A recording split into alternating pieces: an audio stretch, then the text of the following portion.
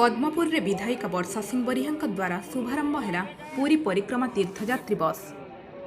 पुरी महाप्रभु श्री जगन्नाथ दर्शन पर समग्र राज्य में एक खुशी एवं उल्लासर वातावरण खेली बेले मान्यवर मुख्यमंत्री श्री नवीन पट्टनायक निर्देश क्रमे आज पद्मपुर विज्ञापित अंचल परिषद पद्मपुर रे 5 गोटी बस रे पाखापाखि 300 रु ऊर्ध्व तीर्थयात्री को नहीं पुरी श्री जगन्नाथ को दर्शन कराइबा व्यवस्था नहीं बस बाहरी बेले पद्मपुर विधायिका वर्षा सिंह बरिहा एही शुभ यात्रार पूजा अर्चना सह शुभारंभ करिसेंती।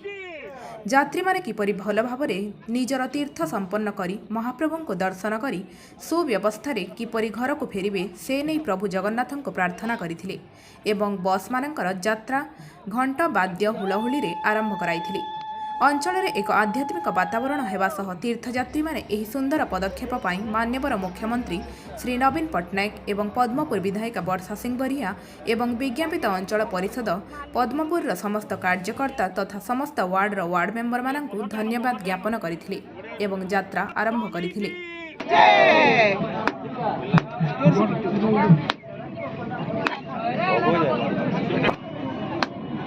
बोलो जय जगन्नाथ स्वामी की जय जगन्नाथ स्वामी की जय। गाड़ी ड्राइवर वाले क्यों छो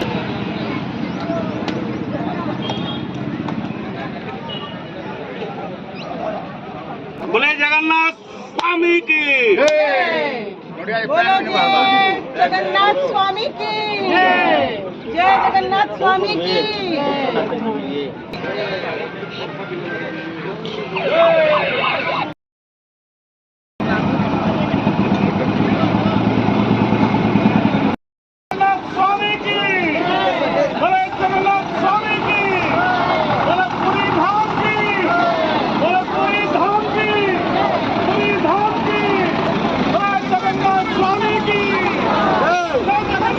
ब्यूरो रिपोर्ट बोरासंबर समाचार।